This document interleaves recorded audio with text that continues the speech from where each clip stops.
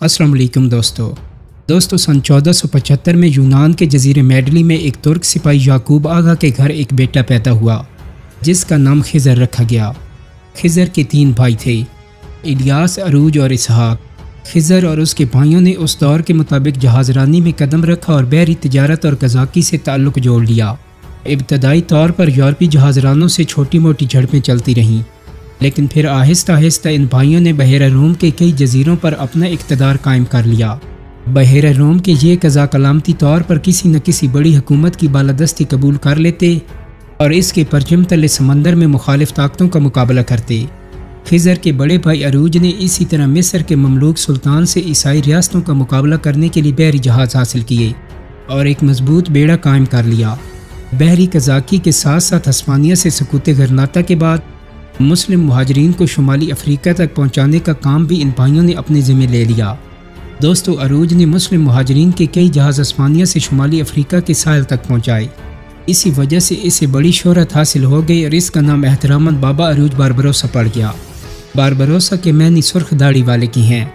खिज़र और बाबा अरूज दोनों की दाढ़ी सुर्ख थी, इसी वजह से दोनों भाइयों का नाम बारबरोसा पड़ गया। सुल्तान सुलेमान के अमीरुल बहर की हैसियत से खैरुद्दीन पाशा बारबरोसा की ज़िंदगी का नया दौर शुरू होता है। उसने उस्मानी बहरिया में नया जंगी जहाज़ शामिल किया और मलाहों की तरबियत और भर्ती का अमल अपनी निगरानी में अंजाम दिया।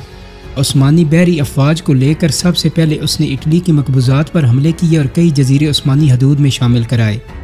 में उसने ट्यूनिस पर कब्जा कर लिया और वहाँ का हुक्मरान मौलाए हसन फरार हो गया।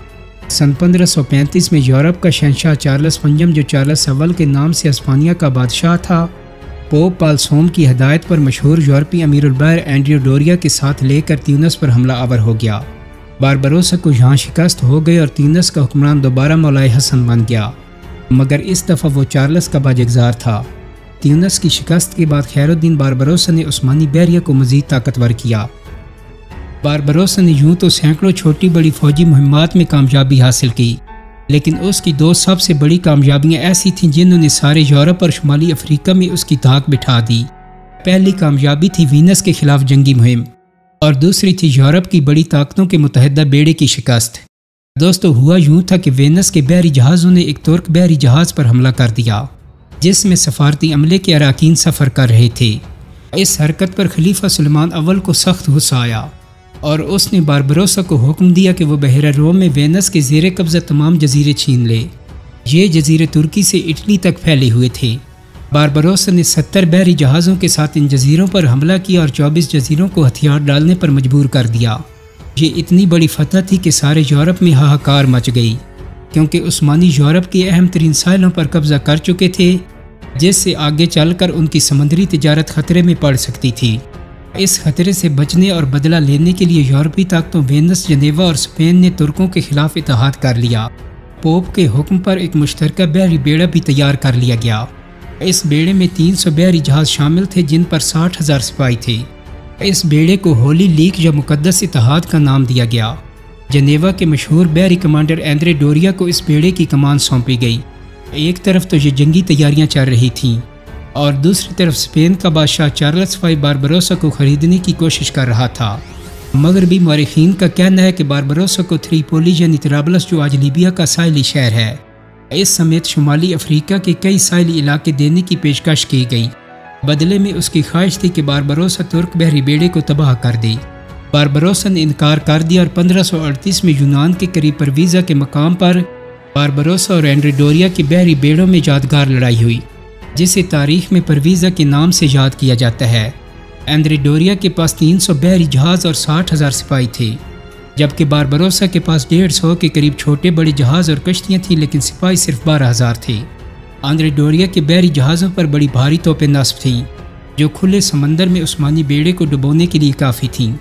लेकिन दोस्तों, बारबरोसा ने एक ज़बरदस्त चाल चली और पूरे सलीबी बेड़े के मुकाबले में आने के बजाय अपने बेड़े को यूनान के खलीज में ले गए। समंदर के इस हिस्से का दहाना तंग होने की वजह से एक वक्त में सिर्फ एक ही जहाज़ गुजर सकता था। बारबरोसा ने अपने जहाज़ों को इसी दहाने के गिर्द निस्फ दायरे की शक्ल में खड़ा कर दिया, ताकि जब यूरोप के जहाज़ इस तंग रास्ते से गुजरें तो उन्हें ताक ताक कर निशाना बनाया जा सके। आंद्रे अपने बेड़े के साथ बारबरोसा के ताक़ुब में था। जब उसने खलीज के तंग दहाने को दूर से देखा तो वो बारबरोसा की चाल समझ गया। اور وہ آگے بڑھنے کے بجائے اپنے بیڑے کے ساتھ پیچھے ہٹنے لگا، لیکن پیچھے ہٹتے ہوئے اس کے بیٹے سے ایک غلطی ہو گئی، وہ یہ کہ پیچھے ہٹتے ہوئے جہازوں کی ترتیب اور صف ٹوٹ گئی، یعنی یورپی جہاز سمندر میں ادھر ادھر بکھر گئی۔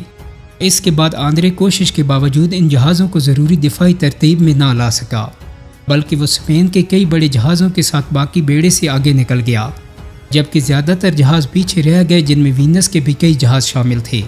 دوستو، باربروسا بھی یہ سب دیکھ رہا تھا۔ اسے قدرت نے ایک لازوال موقع فراہم کیا تھا۔ اس نے اپنی دفاعی پوزیشن چھوڑ دی اور بکھرے ہوئے یورپی بیڑے پر حملہ کر دیا۔ اس نے اپنے بیڑے کو انگریزی حرف وائی کی شکل میں ترتیب دیا اور دشمن کے جہازوں کو الگ الگ گھیر کر تباہ کرنے لگا۔ صلیبی بیڑے غرق ہو رہے تھے، لیکن ان کی بد نصیبی یہ تھی کہ ان کا کمانڈر اطلاع ملنے کے باوجود جہازوں کو بچانے کے لیے نہیں پہنچا۔ آندرے کے دیگر کمانڈرز اس کی منتیں کرتے رہے کہ ترک بیڑے کو تباہ کرنے کا یہی موقع ہے، لیکن آندرے نہیں مانا، یا یوں کہہ لیں کہ وہ جلد یہ فیصلہ نہ کر سکا۔ نتیجہ یہ نکلا کہ باربروسا نے 2 صلیبی جہاز تباہ اور 7 قبضے میں لے لیے۔ یہ بھی کہا جاتا ہے کہ تباہ ہونے والے جہازوں کی تعداد 12 تھی۔ خیر تعداد جو بھی ہو، لیکن ان میں زیادہ تر جہاز اسپین کے نہیں تھے بلکہ وینس کے تھے۔ وینس کی حکومت کو اس بات کا بڑا رنج ہوا کہ اسپین کا کمانڈر وینس کے جہازوں کی مدد کو کیوں نہیں آیا۔ چنانچہ وینس نے ترکوں کے خلاف بنائی گئی ہولی لیگ سے علیحدگی اختیار کر کے عثمانیوں سے صلح کر لی۔ یہی نہیں بلکہ اس نے ترکوں کو 3 لاکھ کا تاوان جنگ بھی ادا کیا اور اپنے کئی جزیروں پر عثمانی کنٹرول کو تسلیم بھی کر لیا، اور یوں دنیا کے اہم ترین تجارتی سمندر بحیرہ روم پر ترکوں کی برتری قائم ہو گئی، اور یہ برتری اگلے 30 برس تک قائم رہی۔ سن 1544 میں باربروسا نے اسپین اور اٹلی کے مشترکہ بیڑے کو دوبارہ شکست دی، یہاں تک کہ اس سال چارلس پنجم، جو یورپ کا مشترکہ شہنشاہ تھا، سلطان سلیمان سے صلح کے معاہدے پر مجبور ہو گیا۔ سقوط غرناطہ کے بعد اسپین کے مسلمانوں کا دردناک انداز سے انخلاء ایک المناک داستان ہے۔ اس انخلاء میں باربروسا نے براہ راست حصہ لیا تھا اور اپنے جہازوں میں مہاجرین کی المناک داستانیں سنی تھیں۔ اس بات پر وہ بہت دل گرفتہ تھا، اور طاقت حاصل ہونے کے بعد اس نے اسپین پر دوبارہ قبضہ کرنے اور اسے دوبارہ اسلامی سلطنت کا حصہ بنانے کا منصوبہ بنایا۔ دوستو، یہ بات بہت کم لوگ جانتے ہیں کہ طارق بن زیاد کے 800 سال اور سقوط غرناطہ کے 50 سال بعد دوبارہ مسلمانوں کی فوج جبل الطارق یا جبرالٹر کے ساحل پر اتری تھی اور اسپین پر حملہ آور ہوئی تھی، مگر اسپین پر یہ حملہ ناکام ہوا اور خیر الدین پاشا باربروسا کو واپس استنبول جانا پڑا۔ سن 1544 میں مشترکہ یورپی افواج کو شکست دینے اور جبل الطارق پر ناکام حملے کے بعد خیر الدین پاشا باربروسا بطور امیر البحر سبکدوش ہو گیا۔ اس سے پہلے وہ اپنے کئی شاگردوں کو عثمانی بحریہ کے لیے تیار کر چکا تھا، جن میں سر فہرست اس کا نائب حسن آغا تھا، جو اس کے بعد امیر البحر نامزد ہوا۔ حسن آغا کے علاوہ باربروسا کے نمایاں شاگردوں میں سیدی علی رئیس، پیری رئیس اور پیالے پاشا بھی شامل ہیں۔ مختصر یہ کہ باربروسا اپنے پیچھے شاگردوں کی ایک طویل فہرست چھوڑ گیا اور ایک ایسی بحریہ قائم کر گیا کہ جس کے بعد صدیوں تک عثمانی جھنڈا بحیرہ روم کے پانیوں میں لہراتا رہا۔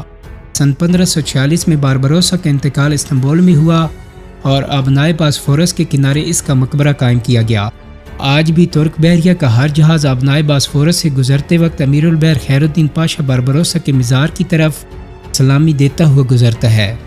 امید کرتا ہوں کہ میری آج کی ویڈیو آپ کو پسند آئی ہوگی۔ اگر ویڈیو اچھی لگی ہے تو اس کو لائک اور شیئر کر دیں۔ میرے چینل کو سبسکرائب کرنے کے ساتھ ساتھ بیل آئیکن کو بھی کلک کر دیں تاکہ آپ کو میری آنے والی مزید ویڈیوز کے نوٹیفیکیشن ملتے رہیں۔ بہت جلد ہی ایک نئی ویڈیو کے ساتھ ملاقات ہوگی۔ اپنا بہت سارا خیال رکھیے گا۔ اللہ حافظ۔